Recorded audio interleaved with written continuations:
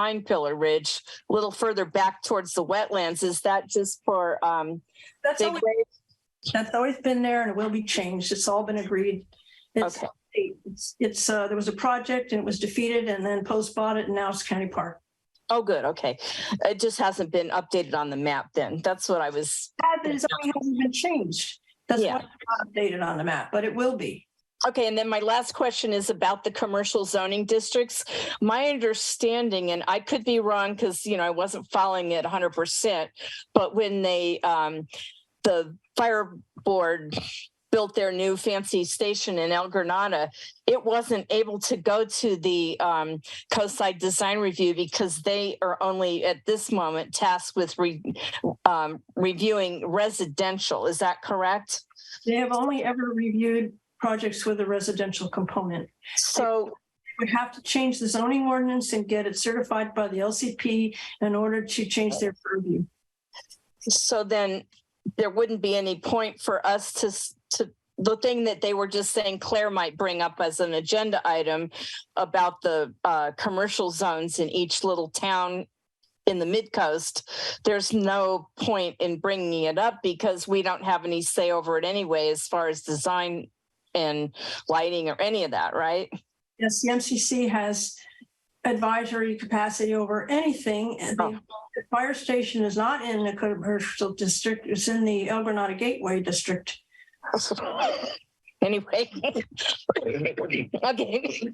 Last question on Mid-Penn. They have 72 units, but they're only allowed 71 units and only 40 per year. So how are they going to finagle that? Do you know? There's the exception for affordable housing. They can cram through 72 and then 71, and then the rest of the people who might have applications in go to the back of the line. You get way ahead of yourself, Sid. I know. I'm just asking because you brought it up about the 40 per year. Waiting lines or anything like that, but according to the zoning regulations, affordable housing can exceed the 40 units per year.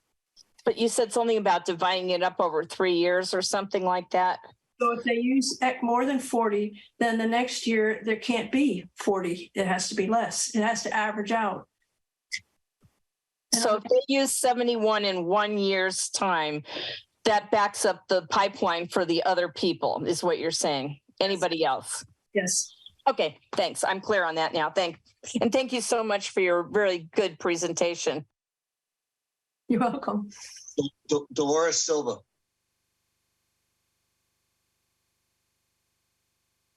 Hello, yes. And thank you, Lisa. I agree. Your presentations are great. But I was going to comment, I think it was Scott, trying to get up to speed on this is not easy, but I would say I would recommend you start with Lisa's study sessions that she mentioned earlier about how these local governments work. Those were invaluable to me when I first started to try and understand how decisions are made and who had responsibility. And the other thing is the LCP, because that's really, I mean, the county seems to pretty much go along with whatever development wants, and the LCP can sometimes require them to consider some more extenuating issues. And it seems like a difficult document, but once you get started, you'll find that there are pieces that you may not, you want to know that they're in there, but that may not be your focus. And it's really a very valuable tool for you and for anybody who wants to understand how these things will work. So those two things are really invaluable as you start to learn how to understand some of the progression, I guess, of these projects and what you can really do about them, or maybe not, or at least what you can try to influence. And overall, I think that's where I've learned the most.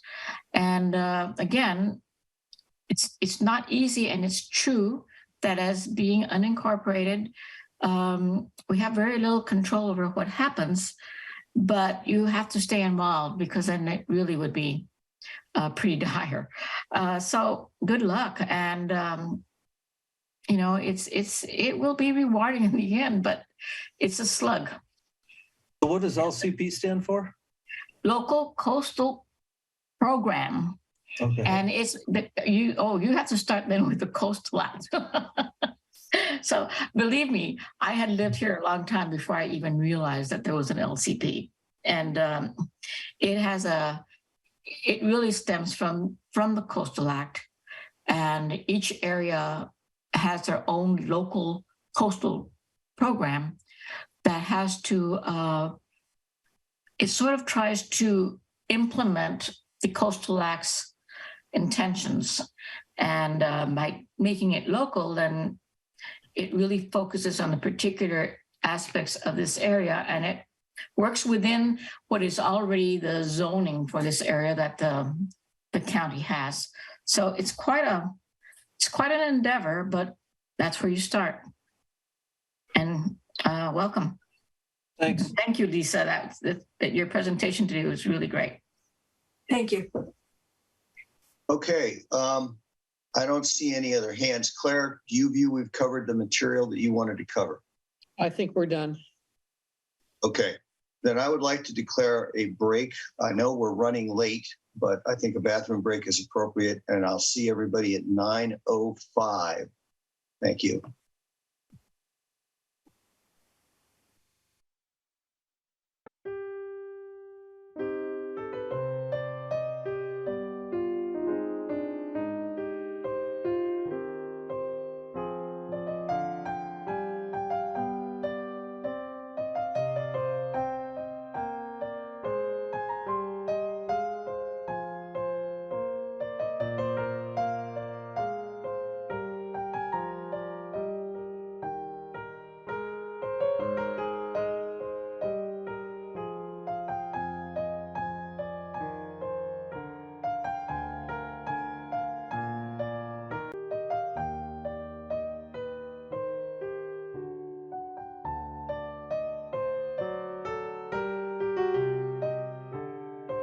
All right, my notes say see transcript, and also very early on, I'm gonna have to see the transcript also for that, for something about during Harvey's process.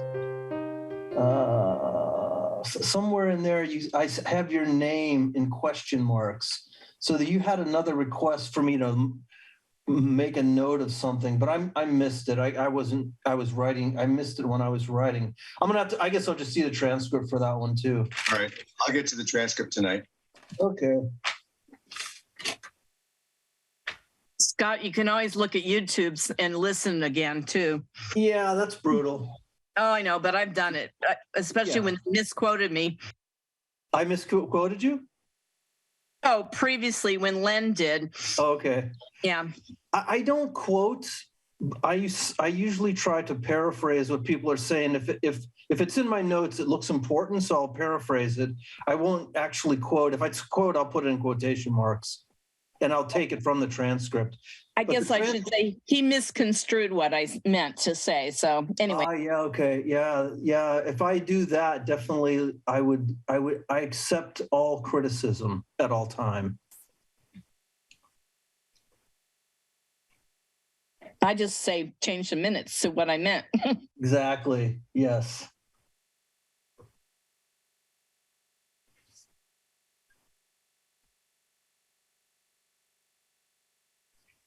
So everybody refers to you as Sid, but your sign-in is Carlise? Carlisle. Carlisle. Are you SYD or SID? CID. Okay, CID. But Carlisle's my driver's license name and my public records name, so that's why I use it on Zoom. But everybody calls me Sid. It's much easier to pronounce. All right. And that's my college photo. I think Sid Barrett, and he's an SYD. So. Oh, right. Well, I've been called Sid Vicious before too. Well, so. time has expired on the break. Let's go. Now, I'm intending this to be somewhat of a discussion, but I wanted to frame it with some comments. And I guess I'll just run through, if I can, the presentation that you saw before, but which, can you see that screen? Is it scrolling? Yeah, we can see it. Okay, so normally the MCC handles stuff like this. We've all worked on, wildfire reduction risk, and we've had traffic and planning sessions like we did today. And parks has been a lot. And then we had all these disasters, or we had a disaster. People are calling it a disaster. I guess it is a disaster, but it's happened before. And that was the point. Remember, I made this presentation and I showed the flooding. And by a great coincidence, Burnett Silviera, if I'm pronouncing his name right, pointed out to me that the file I'd gotten from Jim All was 2017's flood. And then I discovered that the Half Moon Bay video, that occurs every couple of years, right? It wasn't just, this may be unique, this flood at the airport, but it's happened before. And then the Moon Ridge situation, it was pointed out to me, they built it in a floodplain. And so who did what permitting to allow that? And who audited that the construction was going to be adequate? And who's going to fix it? And then we went through the surge in the stream and how it created the plants. But a year ago, in December 13th, 2021, the same thing had happened, only without the creek flooding. So we have excess stormwater flows from that storm as well. And then if you're in Pacifica, you had a 3 million gallon sewer spill on October 25th, 2021, and then an even bigger one this year. So we have this inadequate infrastructure in several dimensions: sewer, stormwater drainage, or wet weather storage, telecommunications, evacuation. It was raised today by Chris Johnson at the session with Supervisor Mueller. Medical is missing. And then schools, funding of the schools is an issue. And so we need this assessment of critical infrastructure requirements. We need those requirements priced, and we need those requirements funded. And we discussed this before. And I made some suggestions. And so the question now is, how can we get things done going forward? How can we get an analysis of the sewer plant failures? How can we get a capacity assessment of the stormwater? All right. How can we get better planning and new projects that include their infrastructure impacts before they're built, and that hopefully have the infrastructure built concurrent with the project? And at the point Steve Terry just raised, and we've heard it over and over again, what about auditing and accountability for the impacts so that things get fixed when they're wrong? We also have the issue of improved emergency communications. And is Luke Gomez here, or did he drop off?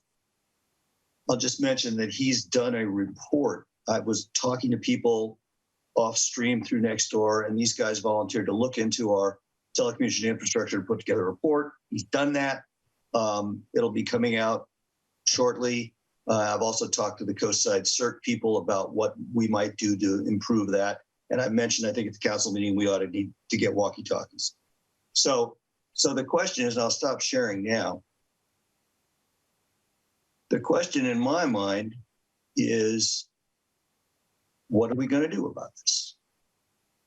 And I think one of the things Len is referring to is that we need some standing committees or ongoing ad hoc committees, whatever you want to call them, that try and deal with these issues, whether it's wildfire, transportation, water, sewer, and drainage, maybe telecommunications, maybe schools.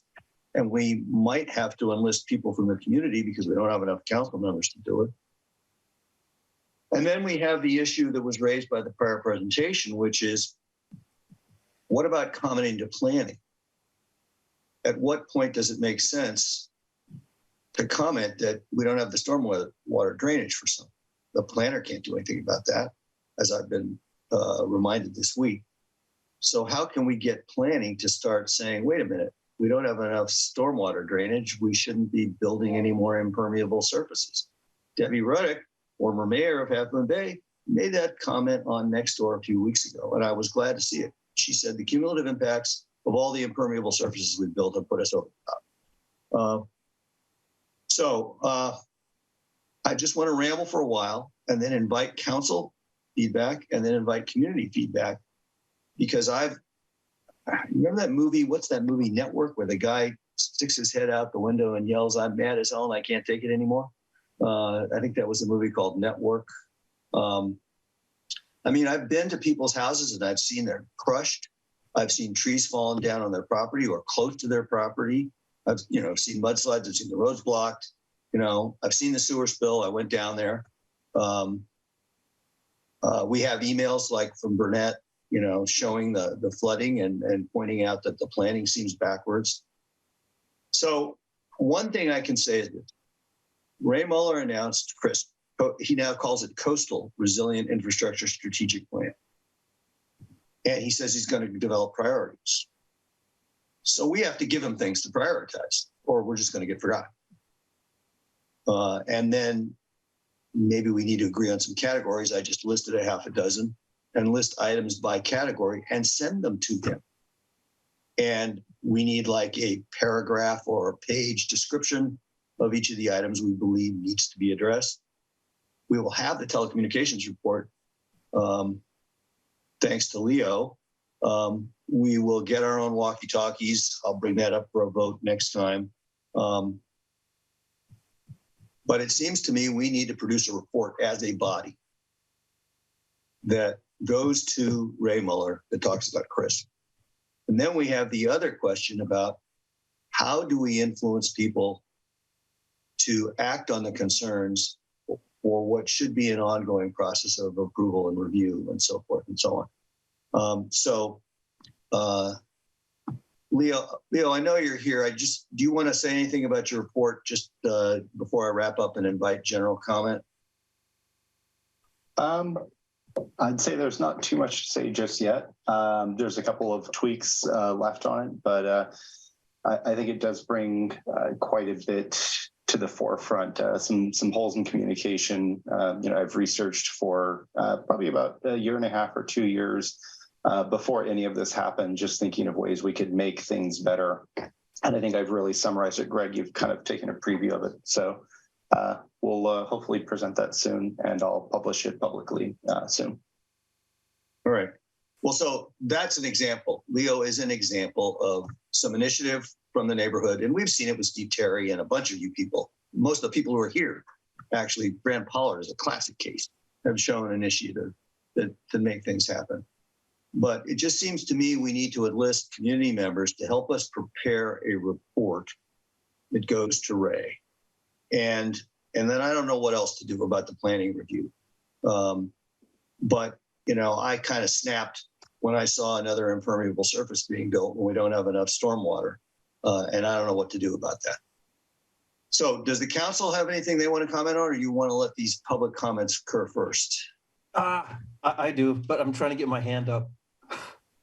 Okay, your hand's up. Go. Okay. So when you mention impermeable surfaces and storm runoff, for someone to act on it, you need to say, what is the maximum cubic feet per minute we get during a storm? So the worst case scenario, what is our runoff? And you could make it geographical. And then what is the total runoff per month, per year? And it can be on a graph. And then you need to have how much does our impermeable surface can absorb in over time? How many cubic feet per minute can our impermeable surface absorb?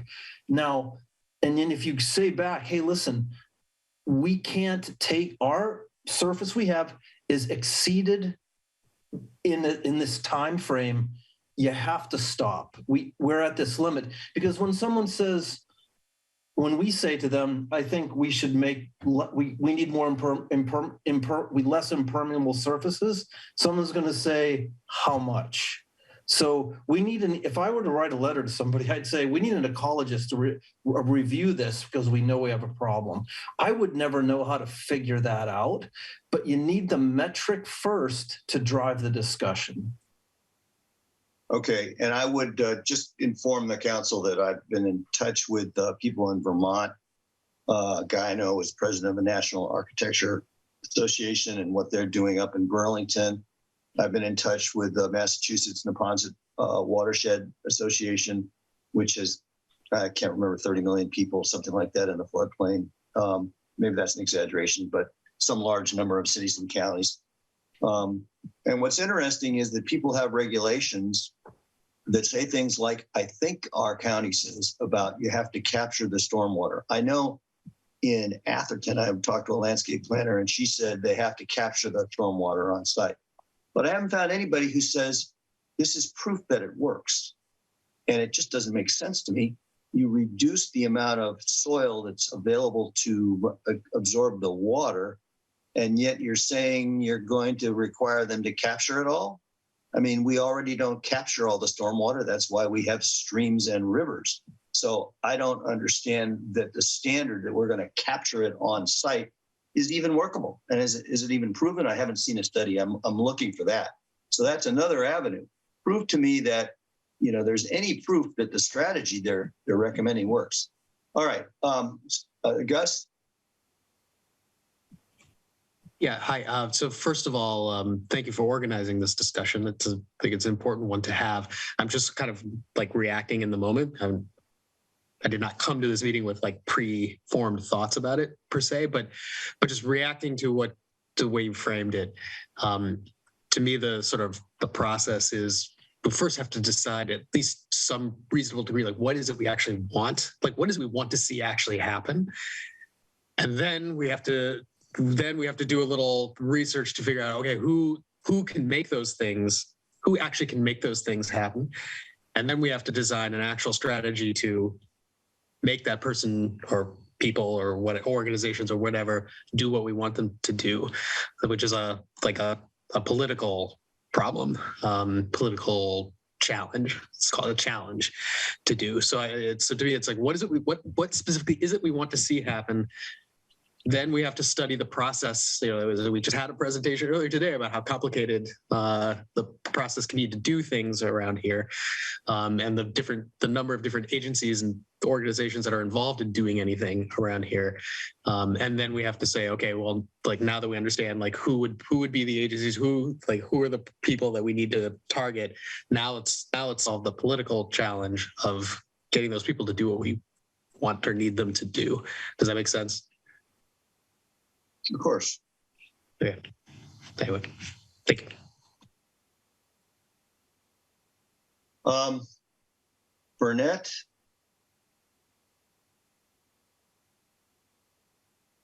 Yeah, I'm just unmuting. Hey, I think Gus somewhat set it out there. It's kind of like identifying the goals, setting up the committees and groups, and then how to meet those goals. And I was thinking what something that Scott says about the permeable surfaces and stuff. I think we're getting a little bit too much TMI to get down in the weeds that the kind of the information he wants. You'd almost have to be a geologist or a civil engineer to get that kind of information. But I think you can make it a goal to be a consideration, say, during your review of projects. So if you review a project, you'd want to know information about permeable surfaces, things like that as part of the review. So you have that as kind of in your list of things to consider.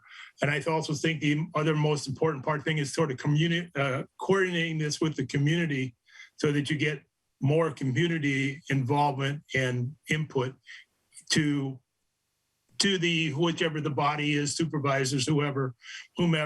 And then one of the important things with the committees and groups is follow-up.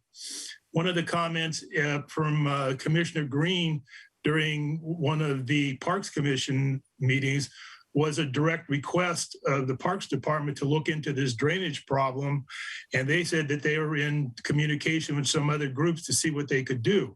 Now, Commissioner Green is no longer on the commission, and I'm not sure where that's going to go, but we'll try to bring it up and see.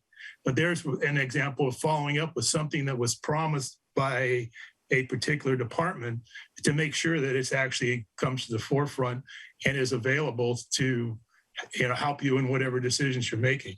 Thank you. You know, you made me think of something, Burnett. I'll just throw it out here for the record. What if there was a standard that said you couldn't add any impermeable surfaces if you'd already had flooding of X magnitude in the recent years. And what if you added a standard that said, you couldn't add more sewer users if you'd had overflows in the plant, and make those part of the criteria? If it's just a comment for me, I think it sounds great, but getting it into the rules so that it can be enforceable, I think is a whole nother can of worms. Yeah, and then there's always the issue of lawsuits, right? Both by developers who want to build and by people who are harmed, saying you built something in spite of the fact that I already had a problem and you now made my problem worse. I don't know. Right, and just that last one, again, just to finish up here with that, that's why I was saying maybe make it as part of your review process, some items that you're concerned about, particularly when Lisa says you can request stuff if it's available, or you could request, I don't see why you couldn't request some of the information that Scott was requesting or thinking about putting together to review it. I mean, you might not get it, but there's a lot more civil engineer staff and engineering staff at the county than anybody we have probably around here available. Well, okay. Claire, you're on the council, so I'd like to give you priority here over Sid. You're muted as well. Just a quick thought, because you were just saying, well, what kind of rule, if we made a rule about runoff or permeable surfaces or whatever, I think that you're getting to the heart of what the problem is here. I am going to back up what Gus just said. We can sit here and say, oh, there should be a rule about this, or there should be a rule about that. But what you need to find out, not only is the information about what the rule should be, which people are talking about, but also what rule are we talking about? Is it a zoning thing? Is it something in the LCP? Is it something that the Coastal Commission has something to do with? Is it a suggestion? Is it something that we could ask somebody to just sort of slip in at this one time? What is the structure that underlies making a rule, and who makes the rules, and how do you get the rules made? I think that's what you have to identify. That's what Gus is talking about the political ramifications, right? Yeah, okay. Yeah, so I mean, you and Lisa would be the immediate thought on experts on how to get rule changed, and I understand that could take years. But my thought was that rules are not the only rules. There are other laws and rules and processes, right. And you got to find out which groups are dealing with the kind of rules that you want to look at, and how did their rules? How did they get changed? But the concept is a performance-oriented metric that establishes if you don't meet that performance metric, then nothing gets approved. Because if people are getting washed out of their houses, why would you allow more? Why would who allow more? Who is the you in this case? I guess it's the people who approve the development. Well, that was a long time ago. No, I don't mean the development that did happen, but your point is also valid about that. There already was development that's happened in it, and the infrastructure is already deficient. All right, Lisa, do you want to comment? About who makes the rules, how to change the rules. So this is long-range planning. And this is the question about whatever happened to Plan Princeton, whatever happened to the design review regulations update, the neighborhood commercial update, the method of building height measurement update. That's long-range planning, and you can do the big lift and get the request out there, and maybe they'll say, okay, well, we'll do this, or they say we don't have the resources, or they'll put it on the list and the years will go by.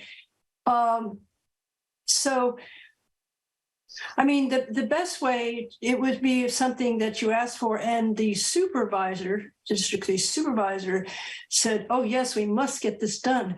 Oh, this merits an urgency ordinance. And he would come to the board and they would have an urgency ordinance stopping all development until we get this new thing in place. That is the process. That's what it would take. Like you had it right. The project planners, that's not their purview. They just process the permits according to the regulations that we currently have. That's all. Yeah. Okay, Sid? Well, now, since I waited so long, I have a couple extra things to say. But one of the things that you guys have been talking about is drainage.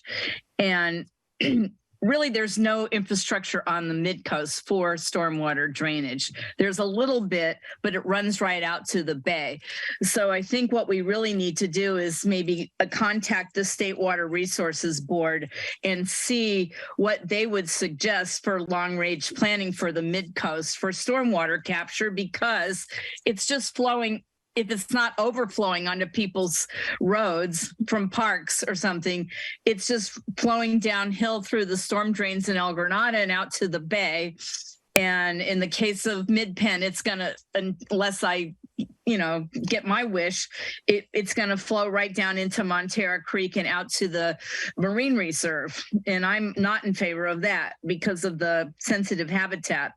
But I think that's one way to go about it. I did attend the CCAG Stormwater Committee meeting, and there was also an Emergency Evacuation Committee meeting with, I think it was also CCAG, and I stepped in on that too. It's Zoom right now. I don't know if they're gonna, make it less public soon. But the problem with CCAG is it's for 20 cities and San Mateo County, and they kind of put, I think Warren Slocum is the chair of the Emergency Evacuation Committee, and he already delegated it off to his staff person. So we really don't have a say on that committee unless we ask for a Midcoast Community Council member to be able to be on those committees, to at least give a little bit of input and then bring back any information that's gleaned from being on those committees or listening in to the council, and then maybe go from there. But I think we missed some back in 2018. They had Prop 68 where Water Resources Board was giving out storm drainage grants. But did you think San Mateo County might have applied for one for Quarry Park? And it's 500 acres. It's just flooding out onto Murata Surf and down Santa Maria. I mean, it's sad, but I don't see any other way to get them to do anything, because if you say we want you to upgrade our stormwater infrastructure so it's not all flowing out into the Pacific Ocean, they'll say we don't have enough money, even though the unincorporated areas, the county keeps our 16% of property taxes, which they rebate back to any incorporated cities. But they just 17%, but who's counting? Well, no, the most recent one I think was 16. Anyway, so that was one thought. And as far as the question about who would decide about the impermeable surfaces, that would only be for future planning, I think, because, once it's built, you can't tell them that now you've got to hire a hydrology engineer. But there was a interesting report in all the Mid-Penn previous documentation, which I guess they'll get a better hydrology study when they do their EIR. But, they're planning for a lot of impervious surfaces. And I don't see any reason why they couldn't put in pervious parking pavements and that sort of thing. But anyway, as far as the other stormwater issues, which really affects more of Half Moon Bay, maybe somebody, I don't know who, Ray Muller or someone could ask the San Francisco PUC to not just willy-nilly release water out of the crystal, out of that lake, Pilarcitos Lake, and send it down towards the Pacific Ocean. Because I was reading on Wikipedia that they actually have 2 tunnels that go towards the Crystal Springs Reservoir instead. So they're just waiting the city of Half Moon Bay, but that's not really our issue, except that we're connected to a sewer plant that's right there in the path of the Pilarcitos Creek. So that's a concern. But like I said to Harvey earlier, when you look at their 5 years capital improvement budget, they have over $10 million of wish list items on their stormwater infrastructure that they can't fund. So they've funded about $4,000 worth or something like that. Anyway, so that I don't know how we could make them, unless there was a lawsuit, but I can't see how we could make them deal with their stormwater issues that's going to maybe flood the plant. I know they're looking at it, but I don't know what they're actually doing.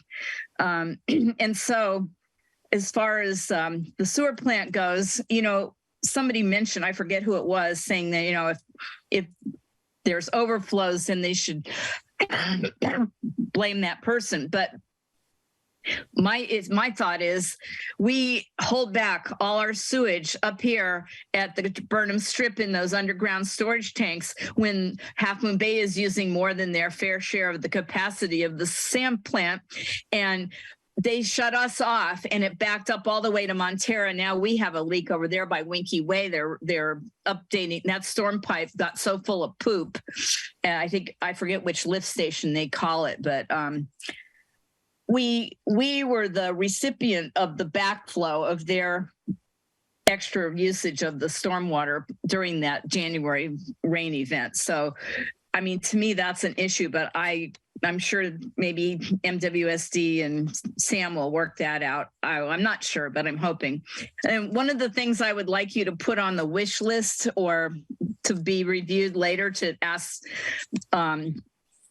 Supervisor Mueller to fund is way back in 2002, Rich Gordon did a really wonderful study called the Midcoast Needs Assessment for Parks and Recreation. And they, at that time, said that they needed a community center, a rec center, but we don't even have an emergency evacuation center on the Midcoast. I mean, I guess there's one in Half Moon Bay. I don't know where exactly. They did let people from, that were flooded out go there in the beginning before they gave them hotels and stuff. But there is a working plan to hire a contractor to do a whole countywide evacuation plan. Again, we're not on that committee. So it would be really nice to be able to have input. But so my thought would be, hopefully they'll prioritize allowing the MCC to be on the evacuation committee. And also we could get a community center / evacuation center / maybe place to hold meetings, et cetera. But even when you consider the population of the Midcoast is about equal to Half Moon Bay now, 11,970,000 or something, that doesn't include any visitors. And if there was ever any kind of emergency on the Midcoast and those visitors don't have a clue where to go, or they're trapped because the tunnel is closed and the 92 has God knows what, a sinkhole and who knows, a traffic accident or a shooting, and they close off both routes, we just don't have anywhere to go and no place for visitors either. So those are my priorities. And I thank you for those are valid concerns. I would like to take a note, Scott, that in the minutes, the MCC's got to get on that county evacuation. And also evacuation. I wrote down evacuation center also. Evacuation center is an issue. Do we have any other comments? I was just going to say CCAG. Maybe we could just have one representative on CCAG because they have different committees. Those are the two I was interested in. Thanks. All right, CCAG. I should mention in terms of the stormwater assessment, I did reach out to friends I know who are engineers, public works people. And I also attended one of the sessions that Sid was talking about, and I got one of the presenters. He gave me a recommendation of a firm that could do a stormwater assessment, he thinks, and I've got 3 other firms recommended by a professional engineering guy. So by the way, Greg, there is a stormwater for the Midcoast. They're all on the website already. They had a stormwater committee back in who knows when, I think 2009, I think. Yeah, Lisa asked. 2009. All right, so one strategy coming out of this, good, please. I was just going to say, PKF Engineers is the people that did the one for mid. One strategy would be to try and get Ray to help move things forward for us. And now I have tried reaching out to DPW and planning, and I haven't gotten anywhere yet. Maybe I'm just not persistent enough. Okay. But if we ask Ray, for instance, to convene a study session of some kind, and maybe he could get whoever he thinks is relevant, I would nominate DPW and planning, because I don't really know who's not doing what. I don't know if the money hasn't been raised to fund DPW to build the stormwater. I don't know if it's been raised, they haven't spent it. I don't know whether what they're trying to raise and charge is sufficient to cover the cost they need to cover. I don't know if they really understand the capital cost of the infrastructure required to solve the problem. There's just so much that, it's hard to say this person isn't doing that. You need to understand the whole system. So we could ask Ray for kind of a meeting. We could also ask Ray for an investigative study of the SAM overflows, because they've happened 2 years in a row. And, there's a lawsuit that I think is handicapping the agency's ability to come together on this, because there's still, I don't attend closed sessions. I don't know what's going on there. But, you can imagine that they're walking on eggshells to not offend each other and not really taking things seriously. So we need to understand where those extra inflows or overflows are caused by. So those are two thoughts. To try and enlist Ray in research efforts to see if he can move those forward for us. I will make one humorous comment. One of my racquetball buddies is from Fiji.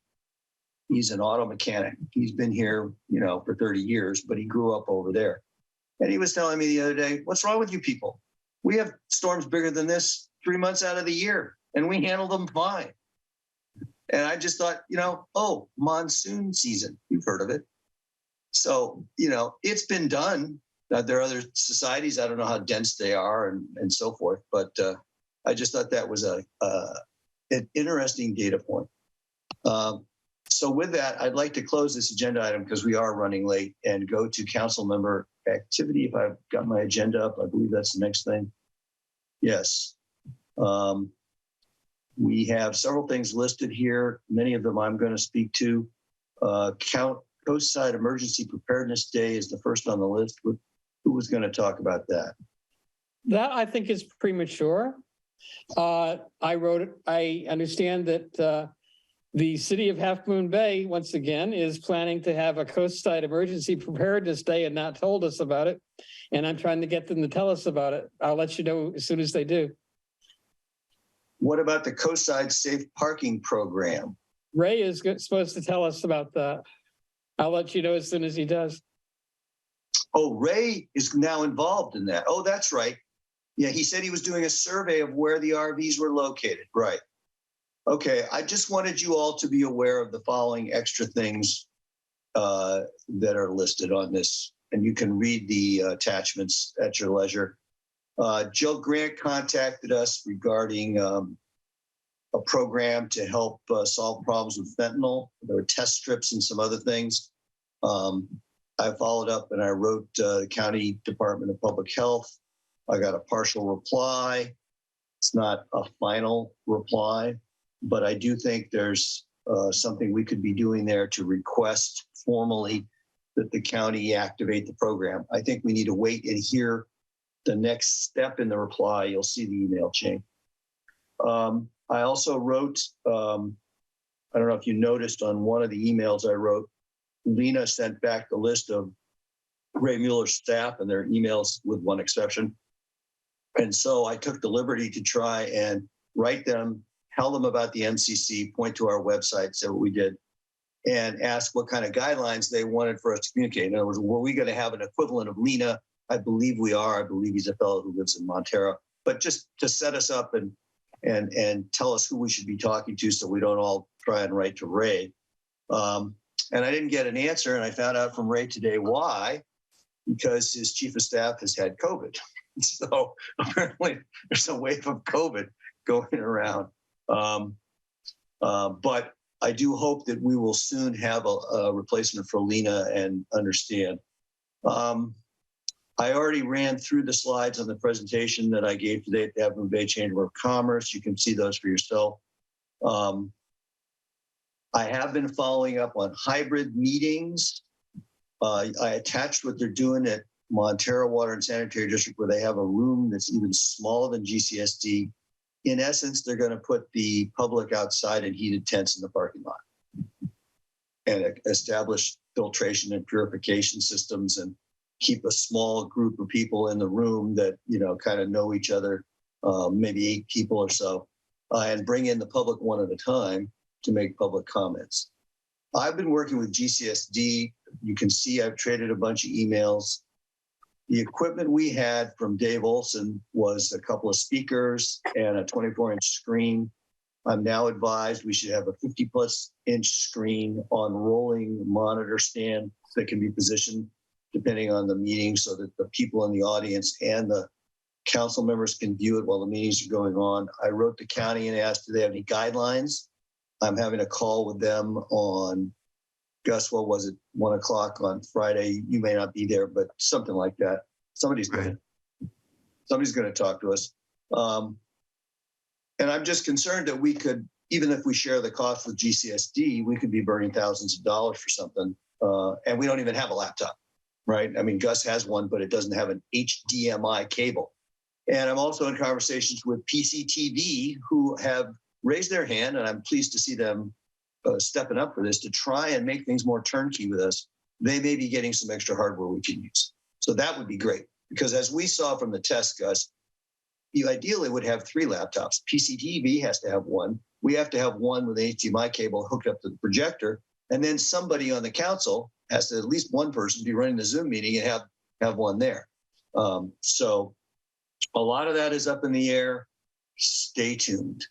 And then finally, I will mention that Montero Water and Sanitary District is considering rate increases on several fronts. And I wrote a very lengthy analysis of what I think they need to do. I think Montero Water and Sanitary District is very well run and very financially astute. I don't think it's any surprise that rates are going to need to go up, but I did have concerns about the way they were doing their analysis, and in particular the connection fees, which are way too low in my opinion. So I put that into an email. And then Gus, you brought up something today, the last item on this list, the proposed letter on the Parks Fire Road. Yeah, Dan and I put together a draft of a letter on the fire road, and why don't we just put that on the next meeting's agenda to talk to it. It got posted today, so anyone in the community can take a look at it, and then why don't we talk about it in the next meeting? Okay, Dan, you wanted to comment on this, Councilmember activity? Yeah, I wanted to announce that I'm a little under the weather right now, so apologize. But announce I met with the Harbor District General Manager Jim Pruitt, along with 2 community members, and we brought forward concerns about the deterioration of parking over the years, as well as the increase of need with the Burnham Park closing up, proposed to close up parking. And also with the, the California Coastal Act. And he wrote some things down to see if he can make some changes, and he's going to get back to us. We also talked about some design modifications to the bathroom. He showed me a picture, which was a diagram that was absolutely different from the one that is posted now. So it's really up in the air as to what they're actually planning to build, and hope to get some more information soon. That's it. Thanks, Dan. Claire? I was just following up on what you just said about the hybrid meetings or meeting formats in general. You did not mention not meeting. You did not mention anything other than hybrid meetings. Are you giving up on other options? No, I'm sorry, Claire. I again mentioned this to Ray today. He knows he has the letter from us. You may remember he made some, let's call it favorable comment. He would try and do something for council members with immunocompromised family members. I've been wearing my mask both all day today at that meeting and at the session that Lenny Mendonca held, last week. I'm taking this seriously. I'm going to write late tonight or tomorrow morning to the aides for Berman and Becker, who I met today, requesting a legal change to the Brown Act and an immediate extension of the state of emergency to be in concert with the federal state of emergency, which, by the way, Joe Biden extended through the end of April. So I'm very serious about getting this change put into effect. And I haven't given up on it at all because it matters deeply personally to me. But even if we don't have to be there, there may still be a hybrid requirement, even if we get a waiver. I'm not envisioning I'm going to get the law changed to the point where nobody's going to be there. But as I recall, speak for yourselves, Gus and Scott were willing to attend the meetings and, be a visible presence. Yeah, I will absolutely do that. And I do have a laptop. With an HDMI plug? It's a MacBook, so there might be some sort of adaptation that I could perform on it. All right. Well, I just want to make sure we have the gear necessary to do this. I view it as my responsibility, even if I don't welcome the prospect, Claire. I don't welcome the prospect, but I view it as my responsibility to prepare us for hybrid meetings, but that's what we're supposed to do. Lisa? So the Harbor District is going to have hybrid meetings. They own the building. Their room is larger than GCSD. Perhaps they share with you. Also, I would think that GCSD has to prepare for this regardless of whether MCC does it. So do you know yet? Do you know what accommodations they're going to have for hybrid meetings or what they're going to do? Yeah, they were with us when Gus and I visited, and we are in regular conversations with Nancy Marsh and Delia Comido, who's the staff person there. So my thought was, because we already own the projector screen that's on their wall and the speakers that they're going to be using and 20 folding chairs, my default assumption was we would share with them. But your point about the Harbor District, it's a bigger room. Maybe we'll end up doing that. I'm certainly willing to consider that. I think it's a vote of the council that would determine what we would do. No, I just wanted to point it out. That's all. Thank you, Lisa. All right. Well, with that, I would like to just go to future agendas. And I had thought, given that we have this application form and several people, oh, wait a minute. Lisa, your hand's still up. I assume that, okay. Burnett, you wanted to say something about council member activity? I just wanted to make a comment. I think you can get a converter from HDMI to USB. You might want to check that out for that other computer that doesn't have the HDMI. I know I had to get a conversion here recently, and I just looked up online. Apparently there is something available fairly cheaply to do that. Okay, thank you. Sid, did you have a comment about council member activity? When I was at the meeting at the Brews and Views, I got the information for the Montera person that works for Ray. His name is Anthony Roberts, and his phone number is 363-4569, and it's aroberts@smcgov.org. And which is all posted in the email I posted on the website. Oh, you have an email that you posted? It has all this information on the website. Okay, you didn't say his name, so I thought you didn't know his information. Right. I didn't remember his name. I find I have trouble retaining a lot of things these days. Okay, and regarding I usually know where to find. Regarding the Harbor Commission meetings, I know there was some discussion about the parking lot at I think our last meeting, but the problem is, they meet in the middle of the day, in middle of the week sometime. And I really think it would be nice if I mentioned it before, but maybe we could write a letter and ask them to change their meeting time so it's not so inaccessible to working folks. Because otherwise, like that. This is the Harbor District meeting time, the Harbor District meeting time. Harbor District meeting time. Scott, Sid is proposing the MCC write a letter requesting the change in the Harbor District meeting time. Okay. I got it. Thank you. All right. So future agendas, I was hoping we can have the new members show up, especially because we'll all still be on Zoom for sure on February 22nd. And this was embarrassing for me because I remember the first time I interviewed, I got flushed. Excuse me. they picked somebody else. Yeah, but I persisted. But we would have an interview process, and then we would have some kind of a voting process. I can't remember exactly how they did it. And we would pick from the candidates. I think we have 4 right now. And maybe we also have time at that meeting to review the checklist of assignments. And if I don't know that we can finalize things, but just to put it in front of all of you, I believe I shared, but if I haven't, there's a grid that shows the bases we try and cover.